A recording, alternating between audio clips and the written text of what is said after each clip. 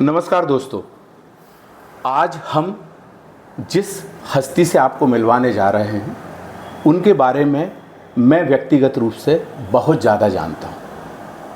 उनके बचपन के बारे में, उनके दोस्तों से और मेरे आसपास के जो वरिष्ठ जन हैं उनसे जब मैंने जानकारी ली तो मैंने पाया कि आप लगन के बहुत पक्के थे। जो भी काम करते थे बेहद शिद्दत के साथ करते थे और उनको संभवतः हर क्षेत्र में जीत भी मिलती थी और आज भी मिल रही है। इंजीनियरिंग की पढ़ाई में भी अव्वल रहे। मध्य प्रदेश के सबसे अच्छे कॉलेज में उन्होंने इंजीनियरिंग की पढ़ाई की, इलेक्ट्रिकल इंजीनियर बने।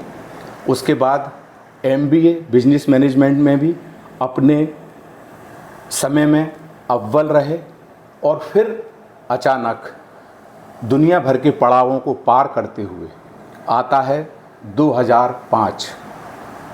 भारत का सबसे लोकप्रिय टीवी शो कौन बनेगा करोड़पति। अमिताभ बच्चन जिसके प्रस्तोता थे, उसमें इस शख्स ने 1 करोड़ की राशि जीतकर गुना का, खुद का और पूरे परिवार का नाम रोशन कर दिया। मेरा नाम नंदू है और मैं अपने मित्र पदम के साथ, जो कि कैमरे के पीछे मेरे साथ रहते हैं, उनके साथ आपके सामने उपस्थित हूं और आप सब देखना प्रारंभ कर चुके हैं आपका अपना YouTube चैनल दो टूक विद नंदू। और गेस्ट रूम में आज हमारे साथ हैं ब्रजेश दुबे, बॉबी। नमस्ते नंदू जी। नमस्ते बॉबी भैया। मैं चूँकि आपको हमेशा से बॉबी भैया ही कह के पुकारता हूँ, तो आज भी मैं इस पूरे पॉडकास्ट में आपसे बॉबी भैया ही कहूँगा। कैसे हैं आप? बहुत बढ़िया। 2005 से आज हम 2025 में बैठे, लगभग 20 वर्ष हो गए। जो आपने उल्लेखनीय चमत्कार किया था, पूरा गुना, परिवारजन तो खुश थे ही, हम भी खुश थे और पूरा गुना खुश था, गौरवान्वित था। वाकई उस दिन गुना के लोगों की छाती 56 इंच की हो गई थी। मगर मैं देख पा रहा हूँ कि उस समय के बॉबी में और आज के बॉबी में बहुत अंतर दिख रहा है। हालांकि 20 साल गुजर गए हैं, तो क्या इस बीच में शरीर पे ध्यान नहीं दे पाए क्या? 20 साल का समय काफ़ी होता है और बीच में कई घटनाएं भी हुई। मुझे 2 बार ब्रेन हेमरेज हुआ, तो काफ़ी चीज़ें हैं, काफ़ी चैलेंजेस हैं, तो शरीर पर उतना ध्यान नहीं दे पाए हैं। तो उसी brain anyway I am fit. हाँ, ओवरवेट ज़रूर हूँ पर मैं ठीक हूँ। ओवरवेट हो कोई दिक्कत नहीं, स्वस्थ रहना चाहिए। ओवरवेट से कोई परेशानी ज़्यादा नहीं है, क्योंकि आपकी लोकप्रियता गुनाम है। कौन बनेगा करोड़पति की वजह से बहुत ज़्यादा है। हालांकि आप एक प्रतिष्ठित फैमिली से आते हैं, तो मैं यही सबसे पहले पूछना चाहता हूँ कि आपके पिता अंतर्राष्ट्रीय लेवल के हॉकी से जुड़े हुए थे, टेक्निकल एम्पायर थे और हॉकी में उन्होंने बहुत नाम कमाया। ध्यानचंद हॉकी के जादूगर भी आपके घर कई बार आए और आपकी माताजी एक शिक्षा क्षेत्र से जुड़ी हुई थी। मैं जानना चाहता हूं कि आपके अंदर किसका वजूद ज़्यादा दिखता है आपको? दोनों का बराबर योगदान रहा। दोनों ने मेरे बचपन पर बहुत ध्यान दिया। जहाँ तक माँ का सवाल है, माँ ने मुझे बहुत शिक्षा दी। माँ का शिक्षा देने का तरीका डायरेक्ट था। हर चीज़ का, जैसे माँ एक चीज़ बोलती थी कि उन्होंने मेरे अंदर पढ़ने की आदत डेवलप की। माँ का बोलना ये था कि जो भी व्यक्ति रोज़ एक पेज पढ़ेगा वो एक दिन विद्वान कहलाएगा। तो पढ़ने के लिए माँ ने बहुत संघर्ष किया, पढ़ाई के लिए बहुत संघर्ष किया, ऊंचे कॉलेजों में भेजने के लिए बहुत संघर्ष किया। पापा चूँकि अपने हॉकी के क्षेत्र में व्यस्त रहते थे, पापा का ट्रेनिंग देने का तरीका अलग था। उस समय समझ नहीं आता था, पर अब समझ आता है।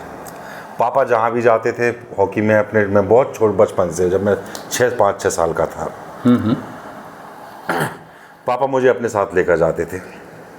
बड़े बड़े टूर्नामेंट्स में, बड़े बड़े लीजेंड्स के साथ में, सेलिब्रिटीज़ के साथ में मिलते थे। मेजर ध्यानचंद के बारे में ध्यान मेजर ध्यानचंद, कैप्टन रूप सिंह, माइकल किंडो, शिवाजी पवार, मैं इन लोगों के साथ मैंने बचपन निकाला है। और मैं समझता हूँ कि जो इनडायरेक्ट ट्रेनिंग उन्होंने दी उसी का नतीजा ये है कि एक कॉन्फिडेंस अपने अंदर आया और एक बड़े पड़ाव पर वो सारा कॉन्फिडेंस बहुत काम आया। पापा का अपने अचीवमेंट भी बहुत थे। पापा की बचपन से मैं मुझसे बचपन से एक ही एक्सपेक्टेशन था, ये नहीं था कि आप बहुत कमाओगे या कुछ करोगे। सबका एक्सपेक्टेशन यही था, परिवार का भी, पापा का, मम्मी का, कि भाई आप कुछ ऐसा करोगे जिससे नाम होगा। पापा का अपना नाम था, अब दादाजी का भी, मेरे दादाजी भी एक ग्रेड ठेकेदार रहे अपने टाइम में। क्या नाम था उनका? केशव लाल जी दुबे। जो आपकी जो केशव बिल्डिंग है उन्हीं के नाम की याद दिलाती है। तो पापा के भी अचीवमेंट्स थे। पापा ने 50 साल पहले यहाँ पर अंतर्राष्ट्रीय हॉकी टेस्ट मैच कराए। फिर इंडियन हॉकी में टेक्निकल फील्ड में उनका अपना एक नाम था, बहुत ऊंचा स्थान इंडियन हॉकी में उनका था, एडमिनिस्ट्रेशन में भी, IHF फेडरेशन में भी। तो उसके चलते जो ये था कि एक अच्छी नींव दी गई पढ़ने के लिए, एक संस्कार दिए गए, ट्रेनिंग दी गई और एक स्टैंडर्ड्स कायम किए गए। तो वो स्टैंडर्ड्स हमेशा दिमाग में रहे।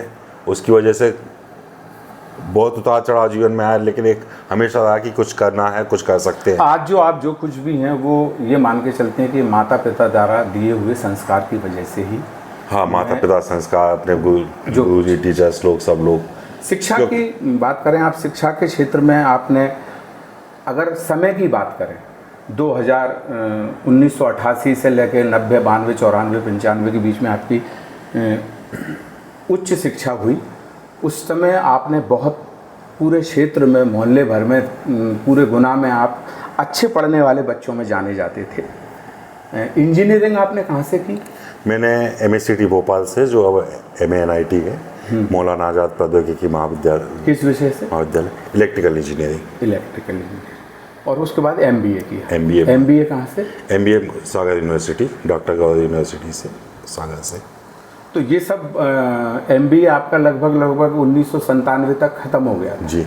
97 से जो 2005 की हम बात कर रहे हैं, जिसके कारण आपका सबसे बड़ा अचीवमेंट अभी तक जीवन का, 97 से 2005 तक के बीच की जर्नी थोड़ी क्या रही आपकी? एक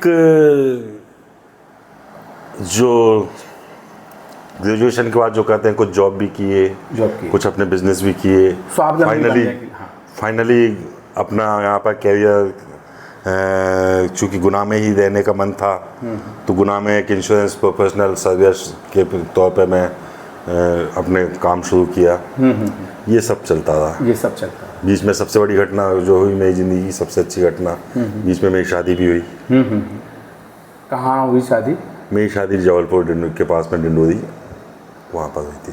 कौन से सन में? 2001। मतलब 2005 में जो लक्ष्मी ने आपके जीवन में प्रवेश किया, वो सही मायने में 2001 में ही आ गई। 2001 में।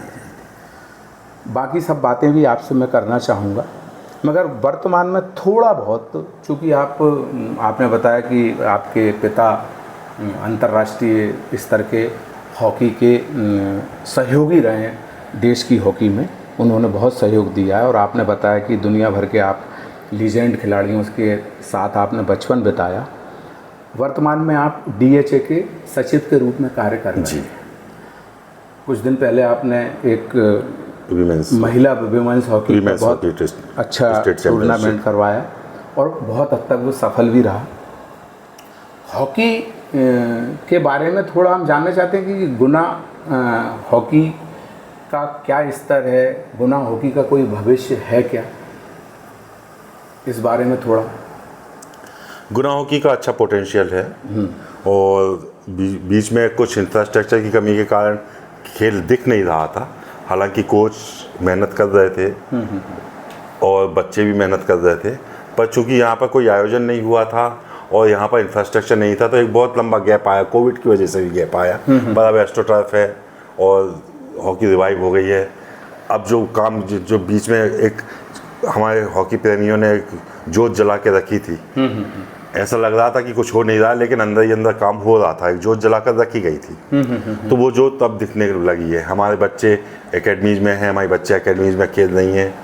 हमारी जो वीमेंस टीम रही है वो अभी स्टेट चैम्पियनशिप में ब्रॉन्ज मेडल उसने हासिल किया है। हमारा बच्चा एक बहुत अच्छा प्रदर्शन कर रहा है, और कोई बड़ी बात नहीं कि कुछ दिनों में वो आने वाले 1-2 साल में हमारा कोई बच्चा इंडिया कैंप या टीम इंडिया में भी पहुंच जाए। गुना के बच्चे खेल के वजह से नौकरी वगैरह प्राप्त कर पाते हैं? हाँ, हॉकी में एक लंबा इतिहास रहा है। बहुत अच्छे अच्छे पदों पर गुना के बच्चे रहे हैं, और हमारे वरिष्ठ खिलाड़ी जो हैं शिक्षा विभाग में, पुलिस में, ऑडिट ऑफिस में, और सेना में, नेवी में काफ़ी खिलाड़ी हमारे स्पोर्ट्स कोटे से गए हैं और खेल रहे हैं और अच्छा प्रदर्शन कर रहे हैं। कह सकते हैं कि हॉकी का भविष्य तो उज्जवल है, और गुना का हॉकी भविष्य भी बहुत अच्छा है। गुना हॉकी केंद्र का सपना है, और ये मेरा और उनके सब चाहने वालों का प्रण है कि गुना में हॉकी को जीवंत रखा जाएगा। गुना की हॉकी एक बार फिर उन बुलंदियों को हासिल करेगी जिसकी वो सच्ची हकदार है। कोई आईपीएल जो क्रिकेट में बहुत बड़ी प्रतियोगिता हर साल होती है, वो पूरे वर्ल्ड में सबसे बड़ी खेल प्रतियोगिता है, प्राइवेट निजीकरण के रूप में देखा जाए तो आपका भी कोई ऐसा सपना था? अभी कुछ दिन पहले हमने सुना था कि कुछ ऐसी टीम बनाए जो लोग उनको खरीद फरोख्त करें और पूरा खुद की टीम खुद बनाएं और गुना में ऐसे मैचेस वगैरह। हाँ, कोशिश करेंगे, सपना तो है। अभी ओलंपिक हॉकी लीग शुरू होने वाली है, अभी तो पहला साल है, पहले शुरू हो, उसके बाद देखेंगे कि क्या उसके लिए ज़रूरी पड़ेगा और क्या गुना की टीम या कोई फ्रेंचाइजी हम ले सकते हैं। अगर पॉसिबिलिटी होगी, ज़रा भी पॉसिबिलिटी होगी, तो उसको हम ज़रूर पूरा करेंगे। बॉबी भैया, इतनी जानकारी आपने हमें दी, मगर मैं अभी भी बार बार बोल रहा हूँ कि आपकी लोकप्रियता कौन बनेगा करोड़पति की वजह से बहुत ज़्यादा। आज भी आपको देखने वाले ये कह देती हैं, आपका परिचय करोड़पति है। कई आसपास की गलियों में बच्चे घूमते हैं, और अगर कोई बात होती है तो वो कहते हैं कि करोड़पति के घर के बगल से या करोड़पति के घर के सामने वो चीज़ है। तो ये आपकी एक पहचान बन गई है। चूँकि आप अंतर्मुखी हैं, जितनी हमें जानकारी है, कम बोलना पसंद करते हैं, तो लोगों को बहुत ज़्यादा जानकारी नहीं है। अभी वर्तमान में भी कौन बनेगा करोड़पति का कार्यक्रम चल रहा है, उसके बावजूद भी लोगों को, कईयों को ये पता नहीं है कि जो इच्छुक व्यक्ति हैं कि वहाँ तक कैसे पहुँचे। तो सबसे पहले तो आपके दिमाग में कैसे आया कि मुझे यार अमिताभ बच्चन के सामने हॉट सीट पे पहुँचना है, और उसके लिए आपने क्या तैयारियाँ की? अमिताभ बच्चन सब लोगों की तरह मेरे भी फेवरेट रहे हैं। तो कॉलेज टाइम से ही हम लोग प्लान करते थे, कभी अमिताभ बच्चन जी से मिलेंगे, कभी बच्चन जी से मिलने जाएंगे, कभी बच्चन जी को देखने जाएंगे, किस तरह से मिलें।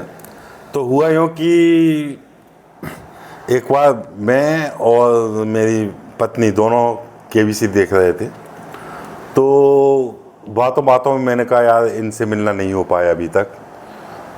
तो मेरी पत्नी बहुत पॉजिटिव अप्रोच रखती थी। उन्होंने कहा इसी में चलते हैं, इसी में ट्राई करते हैं। तो उस समय का प्रोसीजर थोड़ा अलग था, प्रोसीजर अलग है। अभी के प्रोसीजर का मुझे विस्तृत विवरण नहीं मालूम है, पर उस समय फ़ोन से कॉल बुक करना होता था, और फिर एक आंसर सही हो जाता था तो फिर दोबारा फ़ोन आता था, फिर तीसरी बार फ़ोन आता था, और फ़ोन पर ही सारा प्रोसीजर होता था। केबीसी 1 में भी मुझे कई लोगों ने कहा, केबीसी 1 के टाइम में कई लोगों ने कहा कि विशेषकर मेरे दोस्त, मेरे परिवार वाले, क्योंकि हम केबीसी देखते थे तो मैं जवाब देता था, तो वो लोग बोलते थे तुम क्यों नहीं जाते।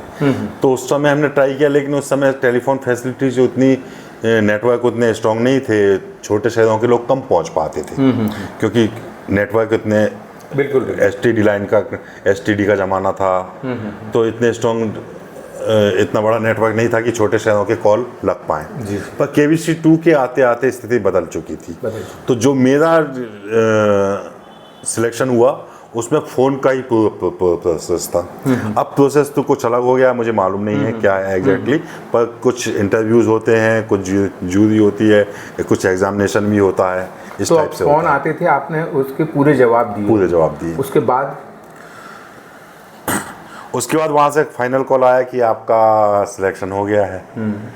और मुझे आज भी याद है कि वो भुजरियों का दिन था, जिस दिन भुजरियाँ जो हमारे यहाँ मनाते हैं, हाँ, रक्षाबंधन उस दिन रक्षाबंधन के अगले दिन।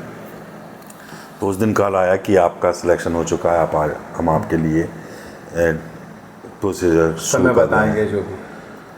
उसके बाद मेरे पास 1-1.5 महीने का एक सवा महीने का टाइम था।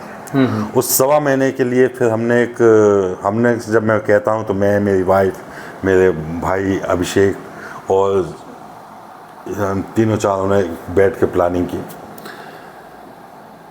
फिर सबसे पहला टारगेट हमने सेट किया 1 करोड़ रुपये। पापा मजाक में बोलते थे कि 2 करोड़, पापा बोलते थे नहीं 2 करोड़ बोलो, तो मैं मजाक में कहता था नहीं 2 नहीं, 1 ही लाना है। तो एक बड़ी अजीब सा कैलकुलेशन हमने लगाया। अब कि मैंने पूरे टाइम को डिवाइड किया तो मेरे निकला कि 1 मिनट 1200 रुपये का है। 1 करोड़ से उस टाइम को डिसाइड किए। तो मैंने कहा हर मिनट में 1200 रुपये अपना कमाना है, तो 1-1 मिनट अपने को बचाना है। तो उस 1 महीने के लिए हमने अपने आप को पूरी तरह से KBC में झोंक दिया। KBC की तैयारी उसी के लिए देना है। टीवी शो देखना है, टीवी शो देखकर उसके क्वेश्चंस देखने हैं, क्वेश्चंस का पैटर्न क्या है, क्या लेवल है, क्या पैटर्न है, किस लेवल पे क्या पूछते हैं, कब कौन सी लाइफलाइन लेनी चाहिए। ये पूरा समय हमने टीवी देखने में और किताबें पढ़ने में लगाया, सब ये चीज़ें। दूसरे KBC विजेता थे जो MP के पहले भी, उनसे भी मुलाकात की, वहाँ के पैटर्न को समझा। और एक तरह से हर चीज़ को हमने मेंटली रिहर्सल कर लिया कि कब क्या होना है, कब क्या होना है, कब क्या होना है। घर को स्टूडियो बना लिया। घर को वॉर रूम, हम उसको बोलते थे, कंट्रोल रूम बोलते थे, कंट्रोल रूम। तो फ़ोन कॉल्स उठाना बंद, सब कुछ उठाना बंद। अगर फ़ोन कॉल्स को याद आया तो उसको बोल दिया कि नहीं है। क्योंकि मैंने देखा कि मैंने शुरू में कोशिश की कि मैं लोगों से जानकारी लूँ, पर लोग जानकारी देने के बजाय जानकारी लेने में ज़्यादा इंटरेस्टेड थे। आपका कैसे हो गया? तो फिर मैंने कहा किसी से मिलने का कोई ज़्यादा मतलब नहीं है। अपने मेंटल फ्रेमवर्क को स्ट्रॉन्ग किया जाए और उस बिग इवेंट के लिए तैयार किया जाए। इस तरह से हमने किया। हालांकि सही मायने में तो मेरी KBC की तैयारी बचपन से शुरू थी। क्योंकि बचपन से मैंने बताया कि मेरी माँ ने मुझे पढ़ने के लिए बहुत प्रेरित किया, पापा ने भी पढ़ने के लिए बहुत प्रेरित किया। पराग, चंपक, नभा टाइम्स, खेल भारती, धर्मयोग, ये सारी पत्रिकाएं हमारे यहाँ पर आती थी। आप किताबें बहुत पढ़ते हैं, मैं जितना आपको जानता हूँ, और जहाँ भी आप बड़े घर में रहते हैं तो वहाँ भी आपके चारों तरफ किताबें रखी हुई हैं अलमारियों में। यहाँ भी हम देख पा रहे हैं किताबें रखी हुई हैं। किताबें सच्ची मित्र होती हैं। कौन बनेगा करोड़पति में ये साबित हो पाया? बिल्कुल। मेरी माँ एक भगत सिंह का उदाहरण देती थी कि अगर जेब में 2 रुपये हैं और रोटी खानी है और किताब खरीदना है तो रोटी छोड़ दो, किताब खरीद लो। और हमारे घर में इसको अप्लाई भी किया गया। हम लोग बहुत एक मिडिल क्लास के थे, लेकिन हमने किताबों पर बहुत खर्च किया। बहुत खर्च किया। जिस समय मैंने KBC किया उस समय मेरे घर में कम से कम 500,000 किताबें थी। बताइए, वो प्रश्न मेरा अधूरा रह गया कि किताबें कैसे महत्वपूर्ण साबित हुई? किताबों से किस इज्जत करना, किताबों का सम्मान करना, किताबों को पढ़ना, ये बचपन से संस्कार में है। और मुझे बहुत गुस्सा आता है जब कोई किताबों की बेकदरी करता है, किताबों के प्रति कुछ बोलता है। एक बड़ा किताबों से एक बड़ा इंटरेस्टिंग किस्सा है। मैं यहाँ के एक लाइब्रेरी में मेंबर था, गुना में। लाइब्रेरी में जो थे वो उनमें लाइब्रेरियन कम और एक क्लरिकल गुण ज़्यादा थे। वो अपनी नौकरी निभा रहे थे, उन्हें किताबों से कोई लेना देना नहीं था। तो एक दिन मैं लाइब्रेरी गया तो मैंने एक किताब उठाई, तो मैंने वो किताब मांगी उनसे कि ये किताब इशू कर दो। किताब कोई बहुत अच्छी नहीं थी, कुछ सरकारी डाटा थे उसमें, सरकारी डेटा थे, तो वो मैं पढ़ना चाहता था। उन्होंने कहा नहीं, ये किताब आपको नहीं दे सकते। क्यों? बोले ये किताब तो 150-200 की है और हमारी जो लाइब्रेरी में आपकी निधि जमा है वो 100 रुपये है।